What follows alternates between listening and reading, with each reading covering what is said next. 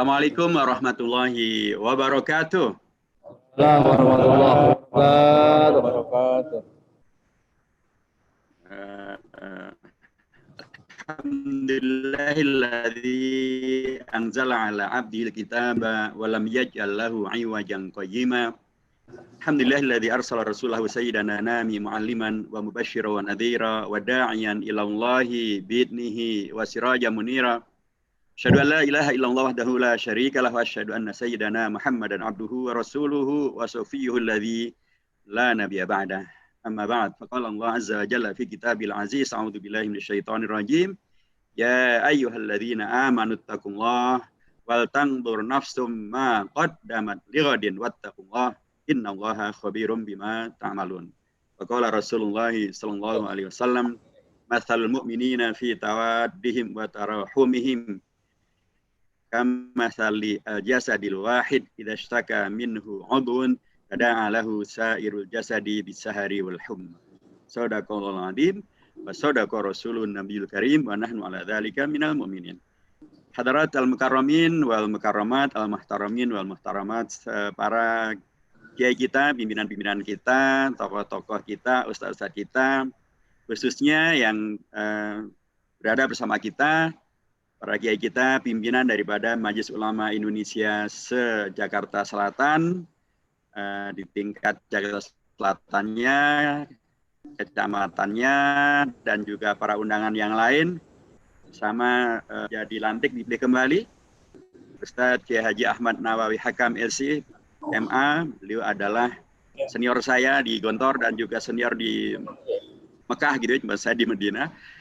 Juga Bapak Kiai Haji Abu Khairi PhD, Wakil Ketua Umum, Bapak Haji Abdul Hadi SAG, Sekretaris Umum, dan seluruh pimpinan di tingkat komisi-komisi yang semuanya saya hormati.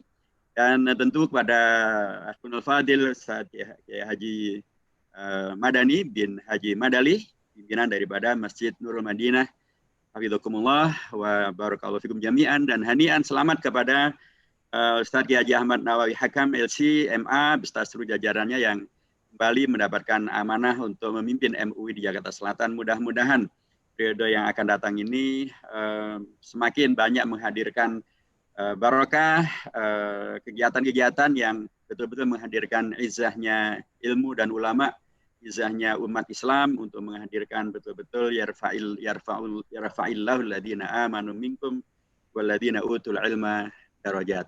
Innama yakhshallaha min ibadihil ulama. Sebelum saya lanjutkan, saya pertama kali mohon maaf sekali para guru-guru kita, para kiai kita, para ustadz kita. Sudah kangen sekali, sudah lama sekali nggak ketemu. Biasanya kita ketemuan di majelis taklim, ketemuan di majelis pengajian subuhan, atau di al-bahts wa tahqiq as-salam, atau di pengajian maulid. Tapi seperti yang disampaikan oleh Ustadz Nawawi Hakam tadi, ya inilah kondisinya. Sebagian bisa menghadiri, sebagian tidak bisa menghadiri, dan termasuk yang belum bisa menghadiri adalah saya. Jadi mohon maaf sekali. Mudah-mudahan silaturahim melalui Zoom ini bukan bid'ah, insya Allah.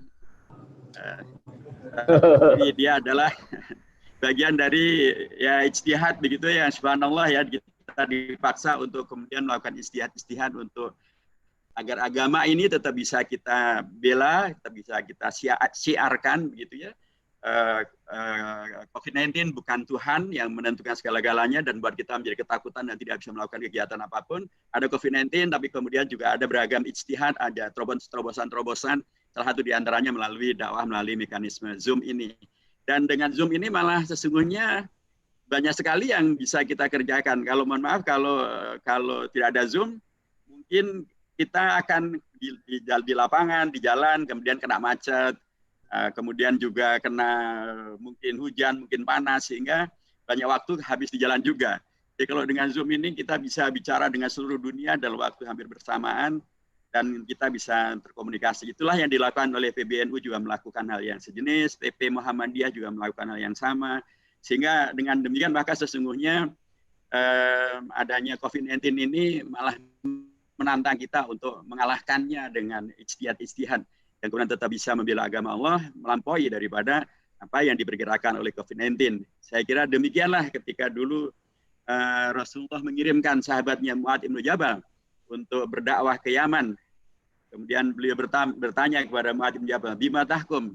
Innaka satakdum ala qaumin min ahli kitab." Kemudian bertanya, "Bima tahkum? Anda akan datang ke satu komunitas ahli kitab yang beda dengan kita. Kemudian Anda akan menghukumi dengan cara bagaimana?" Qala bi kitabillah. Kemudian ditanya oleh Rasulullah, "Fa'ilan tajid?" Kalau nggak ada di dalam Al-Quran, di sunnati Rasulillah, kata Mu'adz bin Jabal. Tapi Rasulullah ternyata bertanya lagi, "Fa'ilan tajid?" Ini kan satu pertanyaan yang unik ya. Rasulullah menyampaikan pada sahabatnya yang akan dakwah dan membela Islam, menyebarkan Islam, satu komunitas yang masih hidup satu zaman dengan beliau, orang Arab juga, malah satu kawasan juga karena sama-sama di semenanjung Jazirah Arabia, gitu ya, karena Yaman adalah satu kawasan saja itu dengan Mekah dan Madinah. Tapi Rasulullah masih bertanya, "Fa'ilan tajid fi kitabillah, fa'ilan tajid fi sunnati Rasulillah." Dan apalagi kalau dibayangkan kita ada di Indonesia di abad ke-21, orang ngerti bahasa Arabnya seperti ini ya, mungkin pernah dinasihatkan oleh Haji Benyamin ya, katanya Bang Ben itu pernah memberikan nasihat kepada orang Betawi, lo pada berangkat aja ya, nggak usah takut. Ntar kalau kesesat ngomong aja tuh sama orang Arab, ihdinas siratal mustaqim, ntar juga dipulangin ke penginapan masing-masing. Jadi kita yang di Indonesia ya ber-21 yang bahasa Arabnya sebagian besar mengertinya cuma assalamualaikum alhamdulillahirabbil alamin inna lillahi wa inna ilaihi rajiun begitu ya, astagfirullah. Bisa kita bayangkan fa'ilan tajidnya itu akan bisa sangat banyak sekali. Tapi kemudian ketika ditanya terakhir tadi pertanyaannya fa'ilan tajid fi sunnati Rasulillah, ternyata muridnya Rasulullah, sahabat Rasulullah ini tidak kehilangan jawaban yang benar, yuro'yi wala alu. Saya akan beristihad dan mempergunakan akal budi saya, sekalipun tidak akan berlebih-lebihan. Dan jawaban Rasulullah juga luar biasa, memberikan arahan kepada kita semuanya, dan inilah yang nanti akan menjadi landasan diperbolehkannya ijtihad yang dilakukan oleh imam mazhab yang 4, Ahlussunnah wal Jamaah, Imam Syafi'i diantaranya, dan qaul qadim, qaul jadid, dan seterusnya itu. Rasulullah mendapatkan jawaban yang luar biasa, ajtahidu ra'yi wala alu. Dan Rasulullah kemudian memberikan jawaban yang sangat luar biasa.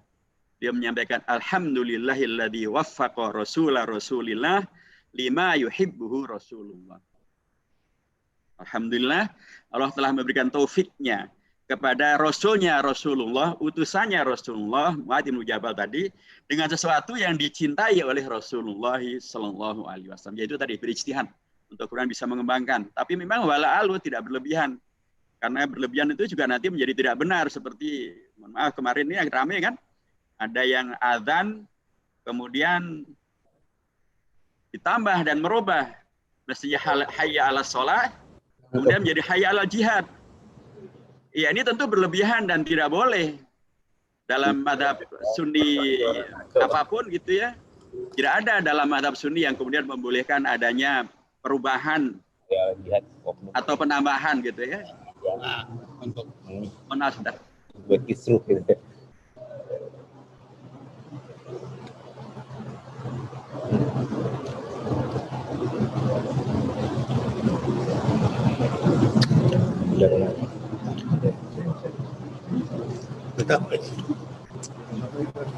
Iya, mohon maaf, di tempat kami hujan deras. Mudah-mudahan di tempat di Masjid Nur Madinah tidak hujan ini. Iya, jendela kami belum ketutup, jadi saya harus nutup dulu. Jadi mohon maaf, ini masih ada bekas kehujanan. Baik, saya ingin mengatakan sekali lagi bahwa mazhab Ahlussunnah wal Jamaah kita yang kita yakini bersama membolehkan ijtihad memang, tetapi ijtihad yang wala alu, yang tidak berlebihan dengan kaidah-kaidah yang sudah kita ketahui semuanya, dan termasuk berlebihan yang tadi menambahkan hayya ala jihad dalam azan, dan itu tidak boleh dan harus dihindari. Bahwa mengajak jihad ya boleh saja, tapi jangan kemudian merubah azan menjadi hayya ala jihad. Tapi juga mengajak jihad juga harus terukur betul, ya, terukur betul. Jangan sampai malah menjadi fitnah ketika kemudian jihad diartikan adalah perang kepada siapa. Nah, sekarang kita ada di Indonesia yang oleh Habib Rizik Syihab disebut sebagai bukan Daru al-Jihad, tapi Indonesia adalah Daru ad-Da'wah. Kalau para ulama NU kita menyebut Indonesia adalah Daru as-Salam, bukan Darul Harb. Kalau di Muhammadiyah disebutnya sebagai Darul Mitsaq, Darul Ahdi wa Syahadah. Jadi begitulah kita berada di negeri di mana kemudian segala sesuatunya terukur insya Allah. Baik. Sekali lagi saya mohon maaf untuk kondisi di mana saya tidak bisa hadir secara langsung. Mudah-mudahan corona ini segera pulang kampung dan nggak balik-balik ke Indonesia lagi gitu ya. Dan kemudian karenanya kita bisa selamat atau bisa selesailah corona ini dengan beragam pendekatan yang bisa dilakukan, termasuk juga beragam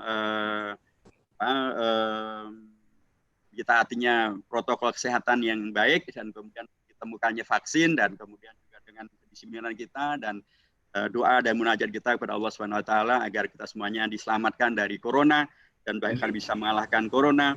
Seperti dua suami istri dari Jerman yang asalnya dari Turki, dua suami istri yang adalah ahli dalam bidang vaksin atau ilmu vaksin. Mereka berdua menemukan vaksin anti corona yang sekarang ternyata menjadi termasuk vaksin yang pertama yang akan diterapkan di seluruh dunia begitu ya, dimulai dari Inggris dan penemunya Profesor Ikun itu sekarang menjadi salah satu dari orang yang terkaya, 500 orang terkaya di dunia karena temuan vaksin beliau dipesan dan dibeli oleh negara-negara kaya karena memang itu sangat diperlukan. Jadi ini salah satu daripada hikmah daripada corona ini malah menghadirkan ilmuwan muslim yang menemukan vaksin, ilmuwan muslim yang bahkan suami istri yang menemukan vaksin yang diyakini di atas 95% bisa menyembuhkan dari dan atau bisa mengatasi masalah COVID-19. Mudah-mudahan demikian. Apapun, sekali lagi saya mohon maaf atas kondisi ini dan mudah-mudahan tidak akan mengurangi makna daripada silaturahim kita. Mudah-mudahan Allah akan menggantinya dengan yang terbaik pada waktunya nanti. Amin ya rabbal alamin. Dan saya harus sampaikan jazakumullah khairan kepada Masjid Nurul Madinah, kepada Ustadz Ahmad Hamzah yang telah memfasilitasi kegiatan kita pada siang hari ini.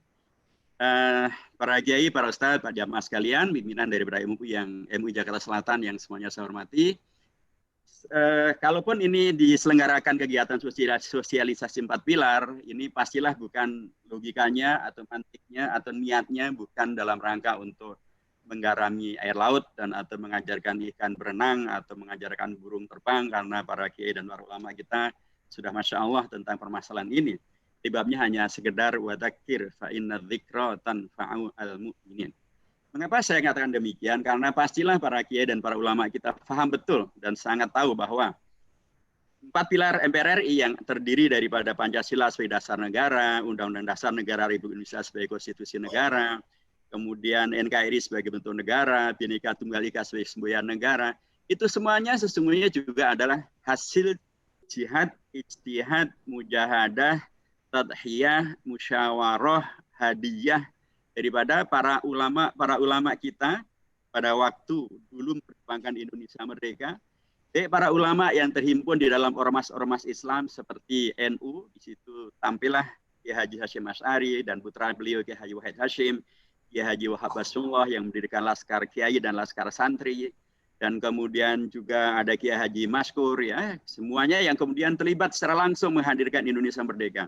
Ada juga dari ormas Islam yang lain, yaitu misalnya dari Persatuan Umat Islam, di situ ada Kiai Haji Ahmad Sanusi dari Sukabumi, ada juga Kiai Haji Abdul Halim dari apa namanya? Belanda. Di Jawa Barat ya, di Majalengka ya, dari Majalengka gitu ya. Ada juga nanti dari Matlul Anwar, ada Mr. Maria Ulfa Subadio. Ada juga nanti dari Al Khairiyah dari Banten, Kiai Haji Hasan. Ada juga nanti dari Muhammadiyah seperti Kiai Haji Abdul Kahar Mutakir yang alumni Al Azhar Mesir gitu ya. Ada juga Ki Bagus Hadi Kusumo yang alumni pesantren tradisional di Jogja dan kemudian juga di Jawa Timur gitu ya. Begitu banyak para ulama kita yang terhimpun dalam beragam ormas itu yang dulu terlibat secara langsung untuk menciptakan dan menghadirkan perjuangan untuk memerdekakan Indonesia, termasuk kemudian menyepakati adanya Pancasila.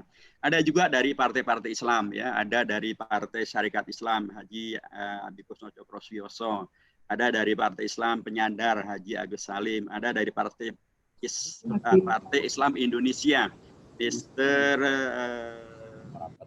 Kasman Singodimejo, ada dari Partai Masyumi yang waktu itu ketua umumnya adalah Kiai Haji Hashim Asy'ari, melalui salah satu ketuanya di fraksi DPR RIS yang bernama Muhammad Natsir. Nah, beliau-beliau inilah para tokoh yang terkemuka yang ada di depan, yang kemudian mereka adalah ulama-ulama dalam beragam keahliannya. Ada yang secara spesifik, ya, memang ahli dalam bidang ilmu agama secara langsung, tamatan pesantren Tebuireng maupun tamatan pesantren-pesantren tradisional yang lain yang ada di Indonesia.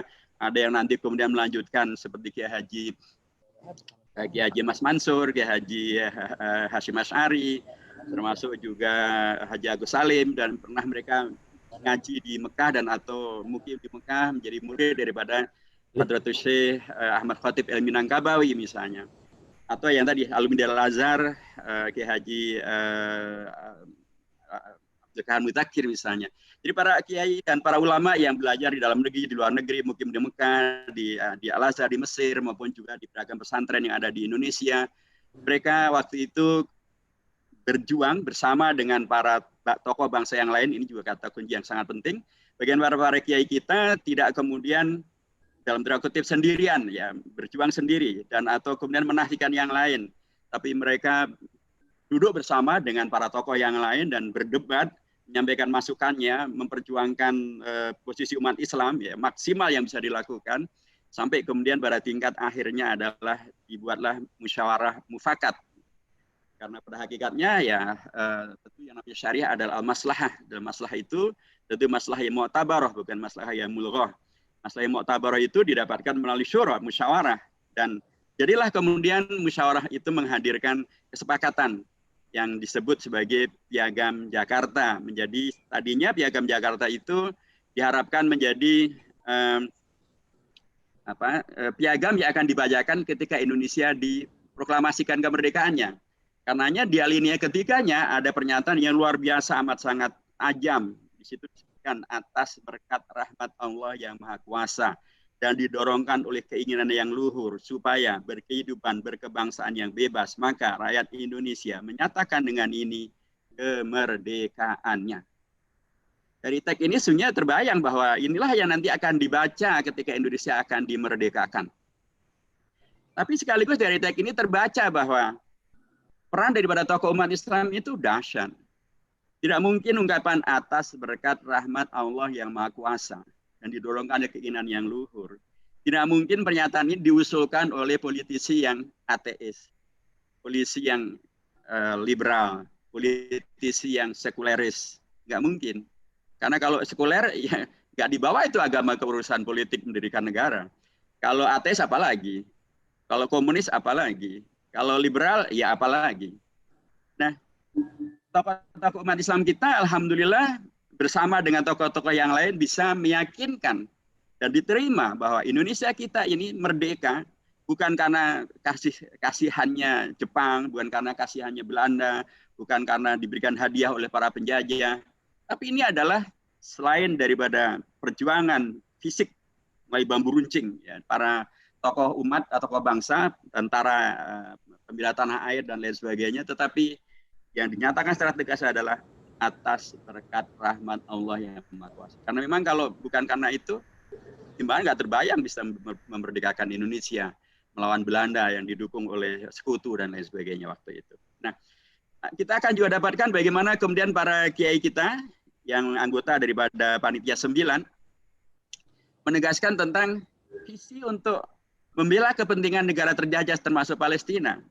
Karenanya di alinea pertama luar biasa, ungkapannya adalah kemerdekaan adalah hak segala bangsa, dan karenanya segala bentuk penjajahan adalah harus dinyahkan dari muka bumi karena tidak sesuai dengan prinsip keadilan dan kemerdekaan.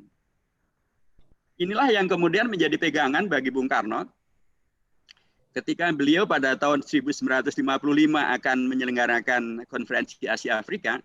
Beliau tidak mau mengundang Israel. Padahal Israel minta diundang.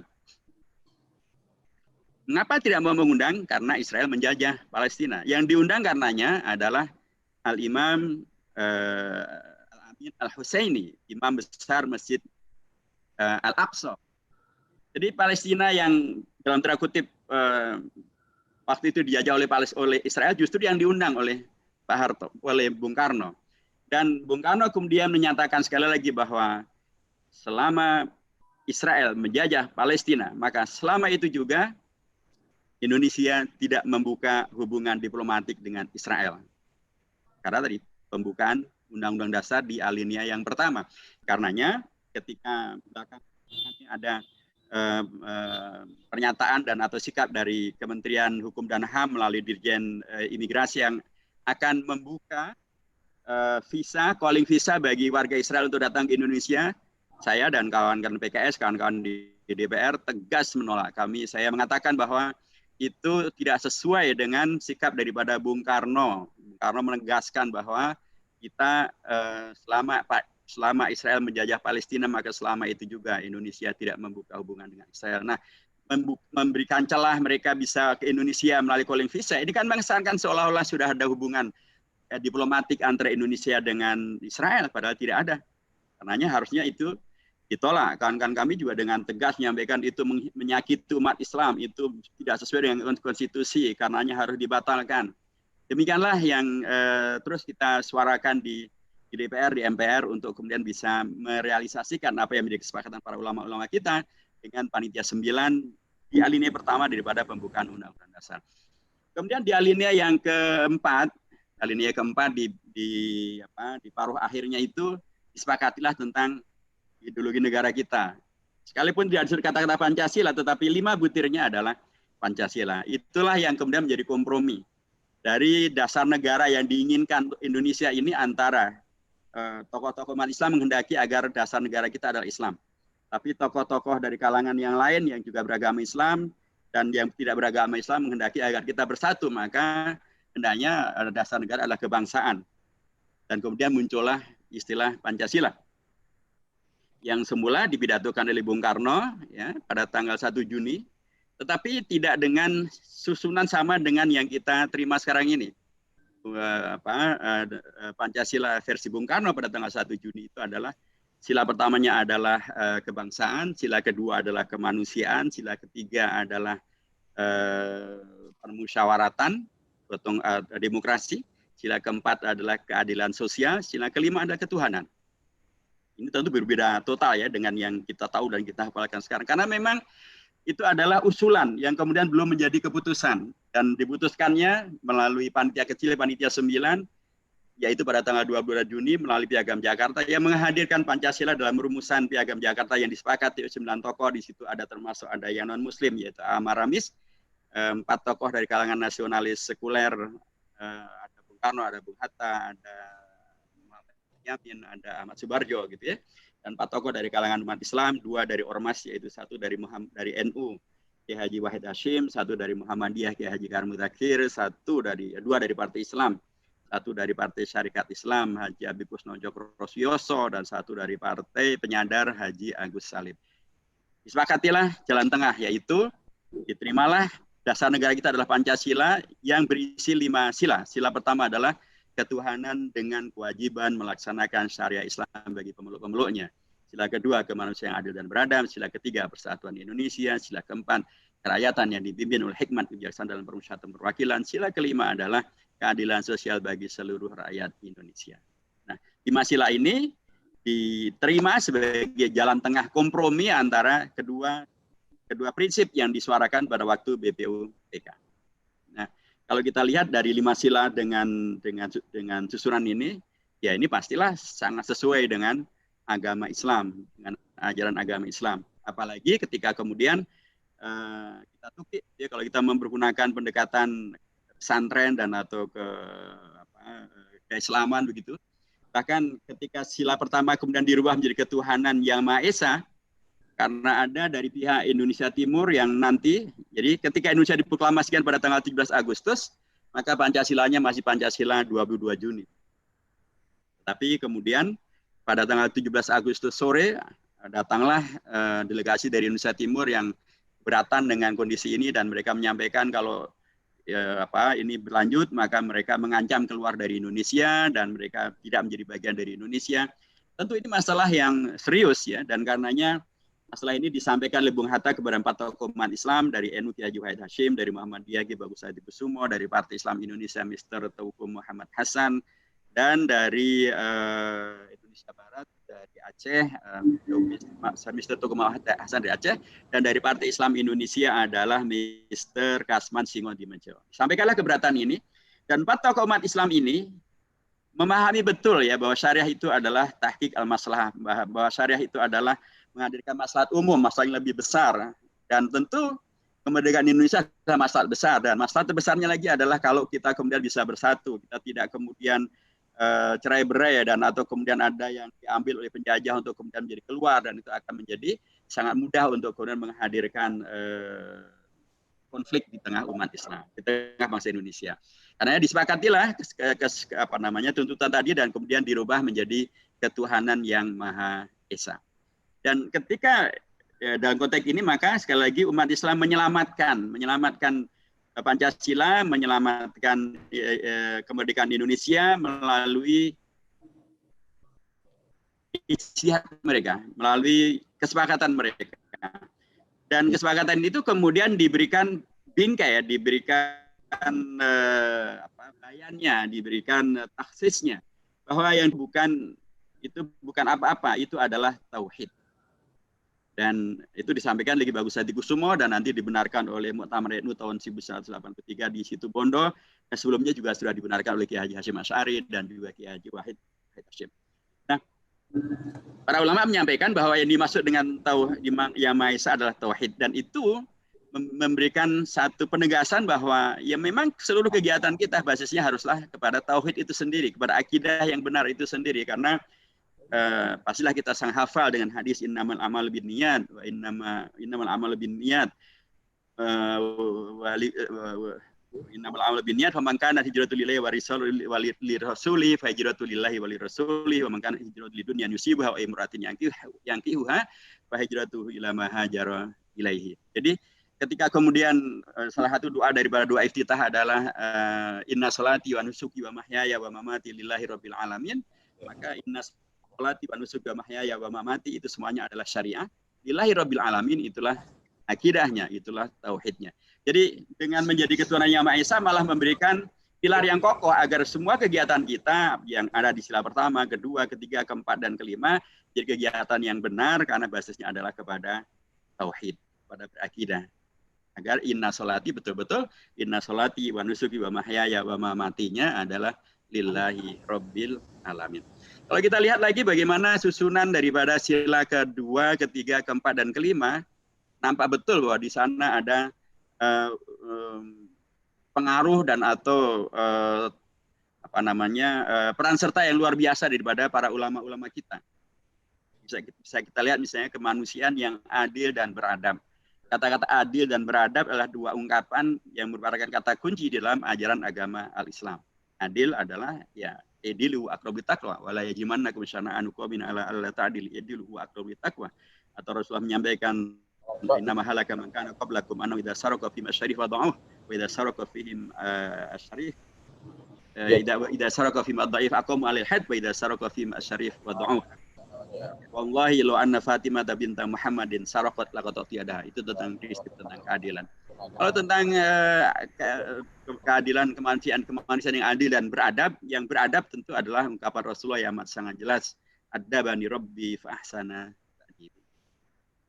Ya, ini tidak mungkin diusulkan oleh mereka-mereka yang tidak mengerti agama, tidak mengerti agama Islam. Tidak mungkin diusulkan oleh orang yang ngajinya baru kemarin-kemarin saja. Ini pastilah diusulkan oleh beliau-beliau yang mempunyai pemahaman yang luar biasa mendalam tentang beragama dan kemudian beragama Islam dalam hal ini, dan kemudian menghasilkan usulan ini, kemanusiaan yang adil dan beradab. Kemudian persatuan Indonesia, ya jelaslah itu adalah satu ungkapan yang amat sangat korelatif dengan perintah tentang wa'tasim bihablil jami'a wa la tafarraqu, perintah untuk berukhuwah filai akhwaini dan lain sebagainya. Ungkapan yang berasal dari Al-Quran maupun dari As-Sunnah. kerakyatan yang dipimpin oleh hikmat kebijaksanaan dalam pemusyawaratan perwakilan, kerakyatan dari kero'iyahan. Ro'iyah itu adalah ungkapan al-hadis. Rasul menyampaikan kullukum ra'in wa kullukum mas'ulun an ra'iyatihi. Ra'iyah adalah rakyat. Sayangnya pemimpinnya belum jadi ra'i. Pemimpinnya masih disebut sebagai pemerintah atau penguasa. Jadi enggak imbang. Harusnya pemimpinnya adalah ra'i. Yang diambil dari hadis malah pemimpin untuk Dilman, Sais. Ngedarain kuda itu, ngedarain Dilman. Sebenarnya kan Sais ya. Sais itu dari bahasa Arab sebenarnya. Saya susu saisan. Yasus itu adalah salah ungkapan dalam hadis riwayat Imam Bukhari ketika Rasulullah menyampaikan inna bani Israil tasusuhumul anbiya. Dari Bani Israel itu dulu dipimpin oleh para nabi. Saya susu saisan. Nah, sais menjadi bahasa Indonesia. Tapi sayangnya dipergunakan untuk menjadi pemimpin untuk Dilman, pemimpin untuk mengendarai Dilman agar kudanya berjalan dengan baik. Seandainya Sais itu menjadi pemimpin negara, alangkah bagusnya. Atau Ra'i saja. Oke, Ra'inya dari hadis. Kerakyatan yang dipimpin oleh hikmat. Hikmat, ungkapan Al-Quran. Pemayu'tal hikmat faqad utiya khairan katsira, atau ungkapan hadis. Al-hikmatu dhalatul mu'min anna wajada fa huwa haqqu biha, rawahul Hakim. Kemudian hikmat kebiasaan dalam permusyawaratan, lagi permusyawaratan juga ada ungkapan Al-Quran yang sangat mendasar. Wasyawirhum fil amri wa amrum syura bainahum, dan seterusnya. Permusyawaratan perwakilan juga demikian. Salah satu prinsip daripada khilafah, khalifah adalah juga menghadirkan prinsip daripada keterwakilan itu. Bukala juga adalah bagian dari ungkapan al-hadis sangat populer. Dan yang terakhir tentu adalah keadilan sosial bagi seluruh Indonesia. Lagi-lagi ada kata adil yang terulang, kata-kata rakyat yang terulang, menegaskan kembali bahwa di sini ada tangan-tangan yang sangat jelas dan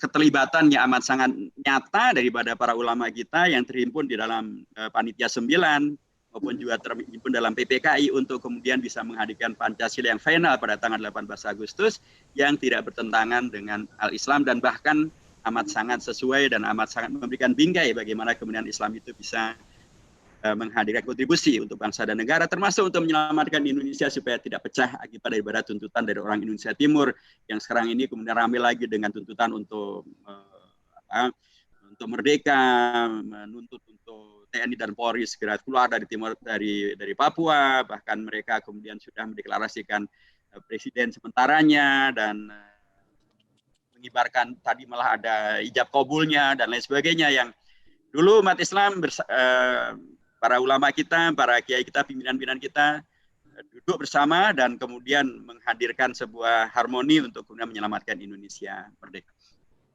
Ya, Bapak dan Ustaz yang saya hormati, mari kita lihat berikutnya. Kalau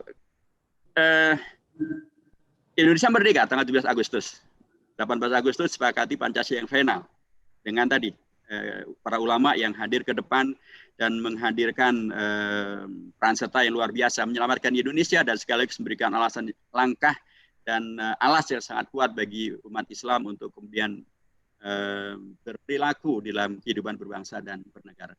Pertanyaannya adalah ketika kemudian Indonesia sudah merdeka, Pancasilanya kemudian dirubah, apakah kemudian para ulama melihat bahwa Indonesia ini tidak lagi dengan Pancasila yang sudah berubah itu kemudian menjadi sesuatu yang tidak ada hubungannya dengan umat Islam dan tidak perlu dibela oleh umat Islam, dibiarkan saja toh ini sudah merubah Pancasila misalnya. Dan ternyata tidak demikian.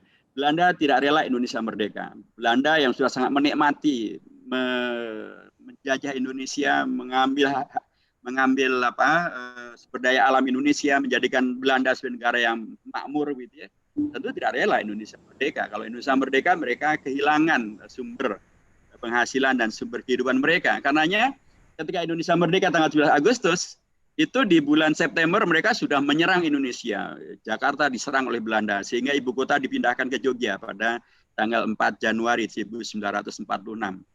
Itu sudah dirubah. September itu sudah kemudian Belanda juga melakukan penyerangan dan pada bulan Oktober mereka menyerang dari Surabaya untuk kemudian mereka memenceng sekutu untuk melucuti senjataan dari Jepang untuk kemudian Belanda masuk untuk menjajah kembali Indonesia. Nah, seandainya nih para ulama memahami bahwa Indonesia kita dengan berubahnya Pancasila itu sudah bukan lagi Indonesia yang berpihak pada umat Islam, atau sudah Indonesia yang kemudian berpihaknya pada kepentingan yang bukan kepentingan umat Islam. Perkiraan saya para ulama tidak akan kemudian memikirkan Indonesia lagi, mau dijajah juga terserah, bukan urusan saya. Tapi ternyata tidak demikian. Kiai Haji Hasyim Asy'ari ketika melihat fenomena akan kembalinya Belanda dengan beragam intrik mereka, dan beliau melihat betapa umat Islam sangat siap untuk berjihad membela Indonesia, maka beliau mengumpulkan para ulama se-Jawa Timur dan Madura, dikumpulkan di Surabaya, dan kemudian mereka mungkin bahasa sekarang Bahtul Masail begitunya, dan kemudian disimpulkanlah, dibuatlah satu fatwa ya, disampaikan oleh Kiai Haji Hasyim Asy'ari, yang disebut dengan fatwa jihad dan atau populernya disebut sebagai resolusi jihad. Resolusi jihad itu disampaikan tanggal 22 Oktober tahun 1945. Dan dengan resolusi jihad itu yang isinya ada 3 paling tidak. Yang pertama adalah tentang kewajiban membela Indonesia yang telah diproklamasikan tanggal 17 Agustus tahun 1945 agar tidak dijajah oleh Belanda. Maka kewajiban ini bersifat fardhu ain. Fardhu ain bagi siapapun yang berada di masa Fathul Qasr di daerah di mana terjadi perang. Di luar itu hukumnya adalah fardhu kifayah. Dan siapapun yang meninggal karena jihad fisabilillah ini, maka dia mati sebagai syuhada. Dan yang ketiga, siapapun yang mengkhianati perjuangan ini dan mendukung Belanda, maka dia boleh dihukum mati. Itu fatwanya, demikian sangat dahsyat ya. Padahal lagi-lagi beliau sudah tahu bahwa Indonesia sudah berubah. Tapi beliau tetap membuat fatwa untuk membela Indonesia. Karena tadi difahami bahwa kalaupun itu berubah, perubahannya justru menjadi semakin mendasar. Ketuhanan yang Maha Esa itu adalah tauhid. Dari situlah kemudian dibentuk, para kiai membentuk namanya Laskar Kiai. Di bawah pimpinan Kiai Haji Wahab Asnullah. Ada Laskar Santri, ada Laskar Mujahidin, ada Laskar Hizbullah, ada Laskar Sabilillah. Untuk kemudian membela Indonesia dari serangan Belanda dan sekutu.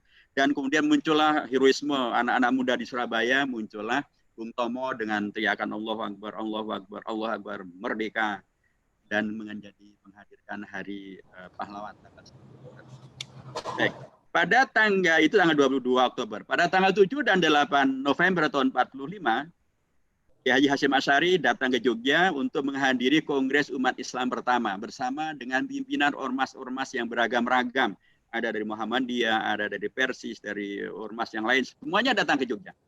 Dan kemudian mereka menyepakati 2 hal. Pertama adalah menyepakati untuk mendirikan satu partai Islam namanya Masyumi. Dan ketua Majelis Syuro-nya adalah Kiai Haji Hasyim Asy'ari. Dan wakilnya adalah Ki Bagus Hadikusumo dari Muhammadiyah dan seterusnya. Dan yang kedua adalah mendukung fatwa jihad Kiai Haji Hasyim Asy'ari. Jadi fatwa jihad dari ulama-ulama NU yang disampaikan di Surabaya didukung oleh Kongres Umat Islam yang dihadiri oleh seluruh perwakilan umat Islam dari seluruh ormas-ormas yang ada. Jadi itu menjadi ijtihad jama'i yang disepakati oleh seluruhnya. Dan kemudian di Jogja sendiri nanti Muhammadiyah membuat satu kalau di NU tadi disebut dengan resolusi jihad, fatwa jihad, maka Muhammadiyah membuat yang disebut dengan amanat jihad. Amanat jihad itu dikeluarkan oleh Muhammadiyah, oleh pimpinan besar Muhammadiyah pada tanggal 28 Mei tahun 1946. Dan Ki Bagus Hadikusumo, kalau tadi di NU muncul Laskar Jihad, Laskar Mujahidin, Laskar Hizbullah, Laskar Santri, Laskar Kiai gitu ya. Ki Bagus Hadikusumo juga membuat satu laskar yang baru, yaitu Laskar Perang Sabil. Laskar Perang Sabil untuk merealisasikan fatwa amanat jihad atau fatwa resolusi jihad. Subhanallah, bisa kita bayangkan begitu luar biasanya para ulama kita, ya, baik dari NU, dari Muhammadiyah, dari Persis, dari PUI, dari seluruhnya, mereka sepakat satu kata untuk mengeluarkan seruan jihad agar seluruh umat, para kiainya, para santrinya, umat Islam yang berada di daerah tempur agar berada di garda terdepan maju membela Indonesia merdeka supaya tidak dijajah lagi oleh Belanda dengan fatwa yang demikian amat sangat kuat yang kalau bahasa dalam fatwa jihad itu tadi ini adalah jihad fisabilillah, hukumnya adalah fardhu ain, yang meninggal syuhada dan yang mengkhianati bisa dikenakan sanksi hukum yang berat. Subhanallah. Jadi para ulama kita memberikan kepada kita sebuah alas yang sangat kokoh dan kuat, dan apalagi kita semuanya adalah Sunni. Di mana dalam akidah Ahlussunnah wal Jamaah tentu tidak dikenal yang namanya al-khuruj al-hukam, atau tidak dikenal namanya bughat. Karena bughat itu semuanya adalah bukan akidah Ahlussunnah wal Jamaah. Sehingga karenanya sekalipun tadi ada perubahan, sekalipun bukan kemudian membuat mereka menjadi membiarkan, tapi justru kemudian menguatkan untuk kemudian merealisasikan kemaslahatan umat dengan kemerdekaan Indonesia dan menjauhkannya dari penjajahan dari Belanda. Tapi tadi saya sampaikan di depan bahwa fatwa jihad, fatwa jihad maupun amanat jihad itu tidak mereka serukan melalui adzan. Tidak kemudian bahkan waktu itu mereka sedang perang ya, betulan jihad Kitali gitu ya, melawan Belanda, musuhnya adalah Belanda, jelas sekali musuhnya adalah Belanda. Tidak juga kemudian adzan mereka berubah menjadi hayya 'alal jihad, enggak.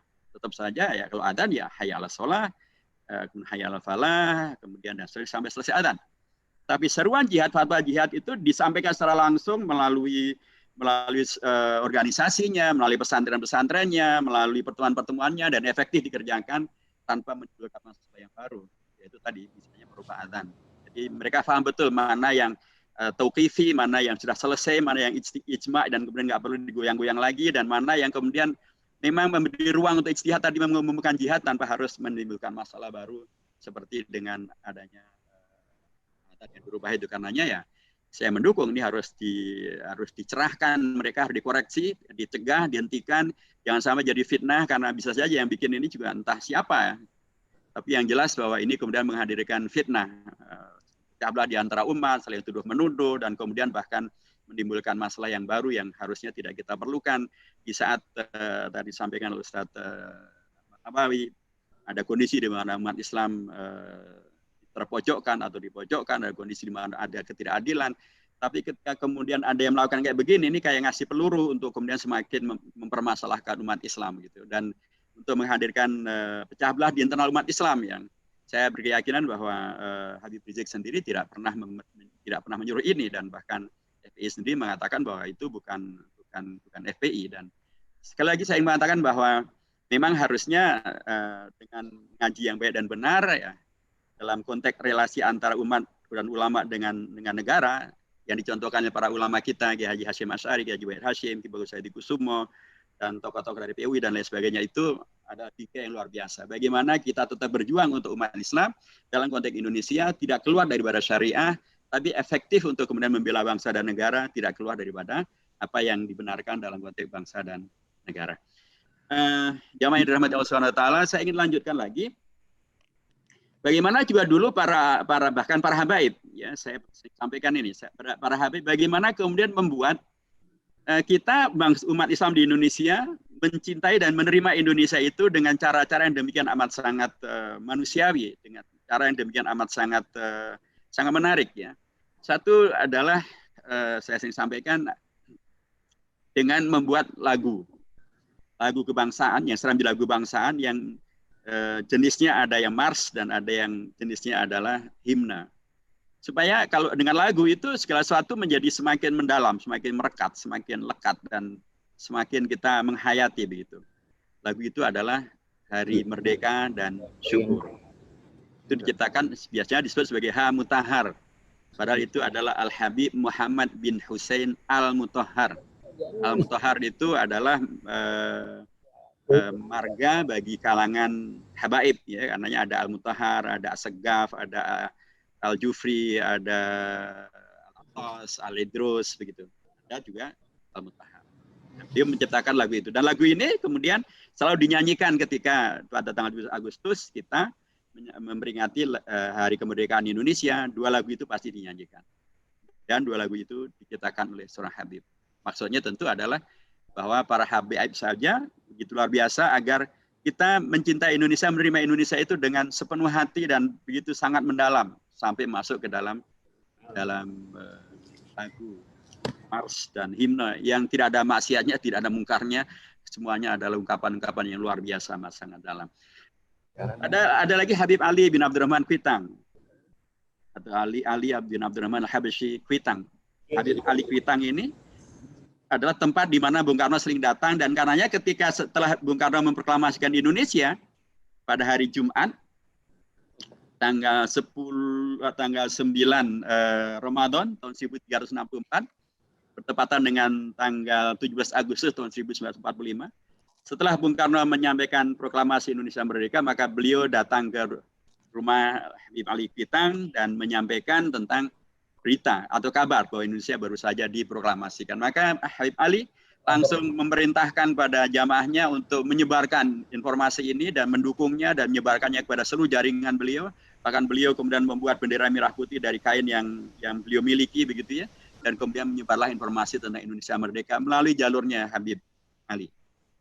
Dan informasi itu sampailah kemudian menyeberang laut sampai ke Palu, kota Palu di Sulawesi Tengah sekarang, sampai kepada seorang Habib yang lain, yaitu Habib Sis Al-Jufri. Beliau adalah kakek daripada Dr. Salim Segaf Al-Jufri, Ketua Majelis Syuro PKS sekarang ini. Dan Habib Sis Al-Jufri kemudian membuat lagu, membuat syair yang begitu sangat indah, yang isinya adalah mendukung Indonesia Merdeka, mendukung bendera merah putih, mendukung Presiden Bung Karno, agar kemudian menjadikan Indonesia adalah negara yang betul-betul merdeka, maju berdaulat dan seterusnya. Itu para habaib dengan syairnya, dengan jaringannya, ya, dengan lagu-lagunya, agar bangsa Indonesia, umat Islam di dalamnya menerima Indonesia Merdeka itu dengan sepenuh hati, sepenuh cinta, supaya kemudian menghadirkan kemaslahatan yang terbesar. Begitu luar biasa cintanya para habaib, ya. Termasuk para habaib yang menjadi sultan. Kita tahu bahwa sebelum Indonesia merdeka, Indonesia terdiri dari kerajaan-kerajaan. Di antara kerajaan adalah kesultanan-kesultanan. Di antara kesultanan itu adalah 2 kesultanan yang dipimpin oleh habaib yang langsung terkait dengan masalah Indonesia. Yaitu Habib Abdul Hamid Al-Ghadri kedua, Sultan dari Kesultanan Pontianak, bahwa beliau disebut Sultan Syarif Hamid Qadri kedua, itu menandakan bahwa beliau adalah min sulalati Rasulillah, min dzurriyyati Rasulillah, karena kata-kata syarif itu menandakan bahwa beliau adalah keturunan daripada dzurriyyahnya Rasulullah. Dan kalau syarif biasanya kalau syarif itu ada sebutan untuk keturunan Rasulullah dari jalur Al-Hasan ibnu Ali bin Abi Thalib. Kalau melalui jalur Al-Husain ibn Ali bin Abi Thalib, maka sebutannya adalah As-Sayyid. As-Sayyid itu dari Husain, Al-Syarif itu dari Al-Hasan ibn Ali bin Abi Thalib. Jadi Sultan Syarif Hamid Qadri kedua di Pontianak itu, begitu Indonesia merdeka, maka kesultanan beliau yang sudah didirikan sejak lebih dari 2 abad dan dipertahankan dengan jihad, dengan perang dan lain sebagainya. Begitu Indonesia merdeka, maka tanpa perang, beliau menyerahkan kedaulatan kerajaannya kepada Indonesia, bergabung dengan Indonesia merdeka, dan bahkan beliau membantu dengan persenjataan. Ada 300 meriam dan senapan yang diberikan kepada Indonesia untuk mempertahankan Indonesia merdeka. Ada lagi Sultan Syarif Qasim kedua, itu Sultan dari kerajaan Siak Indrapura di Riau. Nama beliau sekarang menjadi nama lapangan terbang internasional di Pekanbaru. Lagi-lagi Syarif, Sultan Syarif Qasim kedua. Syarif sama dengan Sultan Syarif Abdul Hamid kedua tadi itu. Beliau lagi-lagi keturunan Rasul dari jalur Al-Hasan ibnu Ali bin Abi Thalib. Beliau kesultanan itu adalah kesultanan terbesar di kawasannya. Sudah berbilang abad berdiri, dulu pun juga perang dengan banyak pihak untuk mempertahankan eksistensinya. Begitu Indonesia merdeka, maka beliau tanpa perang, tanpa dibujuk, menyerahkan kerajaannya untuk bergabung dengan Indonesia. Dan bahkan menyerahkan mahkota kerajaan beliau yang terdiri dari emas mutu manikam diserahkan pada Indonesia dan ngasih uang kepada Indonesia tidak sedikit, 13 juta gulden setara dengan 1,3 triliun rupiah. Itu bukan utang, itu dikasih.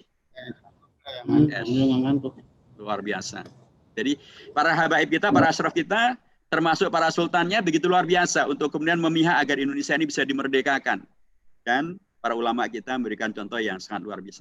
Dari itu semuanya, kalau saya boleh menyimpulkan, jamaah dirahmati Allah SWT, tentu dimaksudkan dengan sosialisasi ini adalah ketika kita semakin mengenal bagaimana kemudian Indonesia ini dihadirkan, dilahirkan, diperjuangkan melalui syair, melalui lagu, melalui majlis taklim seperti Habib Ali Kitang tadi itu, atau melalui fatwa, melalui bahkan fatwa jihad, melalui hadirnya laskar kiai, laskar santri, laskar perang sabil, dan semuanya itu hanya dan bahkan para umaroknya tadi bahkan sampai pada tingkat menyerahkan kedaulatannya, bahkan ngasih uang, ngasih meriam, sebenarnya menandakan bahwa memang dari dulu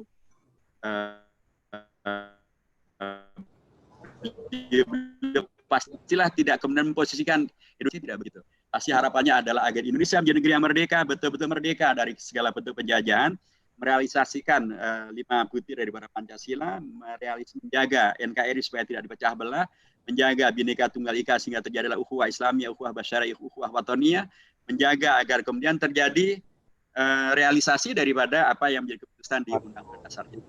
Karenanya kalau kemudian dalam perjalanan sejarah ini kemudian ada beragam hal yang kemudian menyimpang, maka sudah sewajarnya bila umat Islam, para ulama tampil ke depan mengkoreksi, dan itulah yang kemarin dilakukan oleh Majelis Ulama kita ya, ketika kemudian ada RUU HIP, kami di DPR juga menolak, kemudian MUI juga dengan sangat keras juga melakukan penolakan bersama dengan NU, Muhammadiyah, dan ormas-ormas Islam yang lainnya, bahkan ormas keagamaan yang lain. Ketika terjadi misalnya kemarin ada lagi-lagi ada rancangan undang-undang Cipta Kerja yang kemudian bisa menghadirkan masalah bagi kedaulatan ekonomi Indonesia, kedaulatan tenaga kerja Indonesia, dan NU Muhammadiyah juga melakukan penolakan, kami juga menolak, tapi ini masih belum berhasil karena dalam tanda kutip ya dipaksakannya begitu luar biasa, padahal memang sesungguhnya begitu banyak masalah yang ada dalam rancangan undang-undang itu.